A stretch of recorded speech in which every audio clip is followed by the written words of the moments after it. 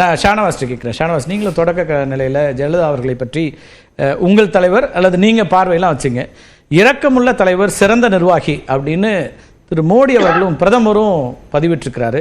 இப்போ அதை எப்படி பார்க்குறீங்க? இல்லை, பாஜகவுக்கு இன்னைக்கு வேற வாய்ப்பு கிடையாது. அவங்க அதிமுகவோடு இணைந்து தேர்தலை சந்திப்பது மட்டும்தான் அந்த முடிவுக்கு வந்துட்டீங்களா? அவர்களுக்கு இருக்க வேற வாய்ப்பு இல்லைல்ல. வேற அவங்களால என்ன ஒரு அணியை கட்ட முடியும்? விஜய் பிஜேபியோட சேர்வாரா? அவர் வந்து என்னுடைய கொள்கை ஏற்கனவே ஒரு அணியை கட்டமைச்சு 24 நாங்கள் அதிமுக கூட்டணிக்கு நிகரான ஒரு வாக்கு நாங்கள் வாங்கியிருக்கோங்கிறாங்களா அவங்க? இல்லை, அது 2014 அவங்க வாங்கின விழுக்காட்டை விட கம்மி தானே. இதை விடவும் கூடுதலாக தானே அப்போ வாங்கினாங்க. 10 ஆண்டுகளுக்கு முன்பே மோடி அவர்களை பிரதமர் வேட்பாளராக முன்னிறுத்தி அந்த ஒரு ஈர்ப்பு இருந்த காலத்திலே கூட அவங்க இதை செஞ்சுட்டாங்க. அப்போ இப்போ வந்து 10 ஆண்டுகளுக்கு பிறகு அது இன்னும் பின்னடைவை தான் சந்திச்சிருக்காங்க. ஆனால் வெற்றி என்று வரும்போது அந்த வெற்றி கணக்கை அவர்கள் தொட வேண்டும் என்றால் கடந்த சட்டமன்ற தேர்தலில் அந்த அணி அமைஞ்சு அவங்க ஒரு குறிப்பிட்ட சீட்லாம் ஜெயிச்சிருக்காங்க. கொங்கு மண்டலத்தில் முழுமையாக ஜெயிச்சிருக்காங்க. அதை பெற வேண்டும் என்றால் கூட ஒரு வலுவான கூட்டணி அவங்களுக்கு முக்கியம். திமுகவோட சேர முடியாது. திமுக கூட்டணி இருக்கிற கட்சிகள் யாரும் பிஜேபியோட போக மாட்டாங்க. விஜய் போகிறதுக்கு வாய்ப்பு இல்லை, சீமான் போக வாய்ப்பு இல்லை. யார் போவா? அப்போ அதிமுக, பாமக, பாஜக என்பதுதான் ஒரு இயல்பான. உறுதியிட்டு விஜய் போக மாட்டார், சீமான் போக மாட்டார்னா சொல்லிட்டு அதிமுக மட்டும் ஏன் போகக்கூடாது? ஏன் போகாம இருக்கும்னு நினைக்கிறீங்க? நினைக்கக்கூடாது.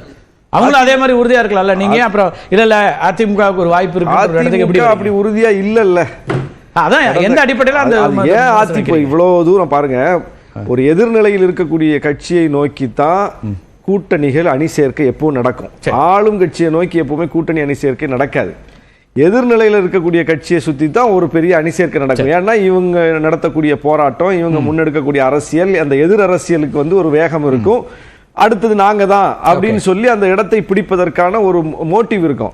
அப்படித்தான் வந்து நீங்க 2017 திமுக அணி வலுப்பெற்றது. நாங்க எல்லாருமே எதிர்கட்சிகள், திமுக உட்பட எல்லாரும் எதிர்கட்சிகள் அணி சேர்ந்தோம். 2019 வென்றோம்.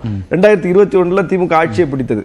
ஆளும் கட்சி ஆன பிறகும் கூட 2024 வரைக்கும் அந்த கூட்டணி தொடருது. ஆளுங்கட்சியாக திமுக. எவ்வளவு விமர்சனங்கள் வரும், ஆன்டி இன்கம்பன்சி ஃபார்ம் ஆயிட்டு இருக்கும். இதெல்லாம் தாண்டி அந்த கூட்டணி வலுவா இருக்கு. இப்ப 2026க்கும் அந்த கூட்டணி தொடர்ந்து பாருங்க. இதுவரைக்கும் அதை அசைச்சு பார்க்க முடியல. அப்போ இந்த இடத்துல இதை கெயின் பண்ணி இருக்க வேண்டியது யார்? விஜய் தனியா இருந்தா உங்க கூட்டணியில இருந்து சிலர் போகலாம், அதுக்கான வாய்ப்பு இருக்கு, அது உருவாகலான்றாரு. அதிமுக வாக்கு விழுக்காடு நிரூபித்த கட்சி, ஆண்ட கட்சி, பெரிய கட்சி. அந்த கட்சி கூப்பிட்டே போகல. வாக்கு விழுக்காடை நிரூபிக்காத, ஒரு தேர்தலை கூட சந்திக்காத, ஒரு இடைத்தேர்தலை கூட சந்திக்காத, வெளியவே வராத, மக்களையே சந்திக்காத ஒரு தலைவரையும் கட்சியை நோக்கி எப்படிங்க இந்த கட்சிகள் போகும்? ஏதாவது லாஜிக் வேணும்ல. அதனால அது வாய்ப்பு இல்லை. எந்த கட்சியும் திமுக அணியிலிருந்து விஜய் நோக்கி போக மாட்டாங்க. அதிமுகவை நோக்கி வருவதற்கான அரசியல் அதிமுக பண்ணவே இல்லை. என்ன பண்ணலன்றீங்க? எதிர்கட்சியா அவங்க வந்து எல்லா விமர்சனங்களையும் வச்சுட்டு தானே இருக்காங்க, போராட்டங்களை முன்னெடுக்கிறோன்றாங்க. திமுக எதிர்கட்சியே திமுக கூட்டணி கட்சிகள் தான். நீங்க தான் எதுவுமே விமர்சிக்கிறது இல்லைன்னு தான் அவங்க எத்தனையோ விஷயங்கள்ல நான் குறிப்பிட்ட சம்பவங்கள் சொல்லி பிரச்சனைகளை சொல்லி என்னால அடிக்கி இங்க சொல்ல முடியும். நாங்க தான் அந்த ரோலை பண்ணிருக்கோமே தவிர அதிமுக பண்ணல. அது அதனுடைய விளைவு தான். அதிமுகவை நம்பி எந்த அணியும் சேரல. அவங்க வச்சிருந்த அணி கூட சிதறி போச்சு. அவங்க தொகுதியில அமைச்சர் கலந்துகிட்ட, அவர் சட்டமன்ற உறுப்பினர், அவங்க மாவட்டத்துல கலந்துகிட்டதுல எங்களையெல்லாம் கூப்பிடவே இல்லை, எங்க பேரு போடல, அந்த சண்டை நாங்க தான போட்டோம் அப்படின்ற சண்டையை அவர் போட்டாலும் கூட அந்த எதிர் அரசியலை நாங்க தான போட்டோம். எங்களுக்காக வேற ஒருத்தர் கஞ்சா வித்தாலும் சரி, பாலியல் வன்கொடுமை இருந்தாலும் எங்களுக்கு மரியாதை இல்லைனாலும் நாங்க உங்களோட தான் சரணாகதி அடிவோம், ஒன்னும் உங்களோட தான் கை கூப்பி நிப்போம் அப்படிங்கறத நீங்க சொல்லும் பொழுது அப்ப எப்படி நீங்க மக்கள் பிரச்சனையை எப்படி வந்து ஒரு மாதிரி கூட்டணி ஜெயிக்கணும், கூட்டணி கணக்கு அழைப்பு கொடுக்குற வரவே மாட்டேங்கிறீங்களேன்னு சலிப்போடே ஒரு விமர்சனம் வைக்கிற இல்ல. எப்படி அதாவது எங்க கூட்டணினாலும் தன்மானம் இல்ல, எங்களுக்கு கூப்பிடல, சொன்னாரு புகையுது ஒரு நாள் வெடிக்கும் அப்படின்னாரு. அது புகையவே இல்ல அப்படின்றாங்க. எல்லாமே அப்படிதான் பேசுறாங்க, கோச்சிட்டு போறாங்க, அப்புறமா கூப்பிட்டு ஒண்ணாக்கிறாங்க அப்படின்னா அந்த கூட்டணி. அப்ப மக்களுடைய அம்மா வந்து 2016 மாபெரும் கூட்டணியோட தான் வந்து 2011 சந்திச்சாங்க. 16 கூட்டணியே வேணாம், செய்த திட்டங்களை சொல்லி நான் மக்களை சந்திக்கிறேன். அந்த மாதிரியான ஒரு நிலையை வெற்றியோ தோல்வியோ எங்க பொதுச் செயலாளர் எடுத்தாரா இல்லையா?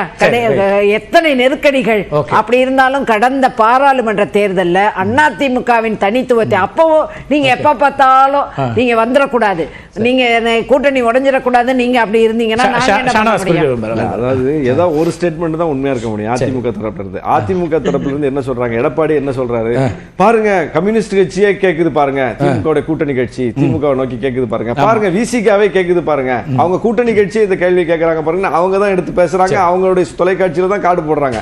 அப்போ நாங்க கேட்கிறோம் எதிர்க்கிறோங்கிறத அவங்களே பதிவு பண்றாங்க.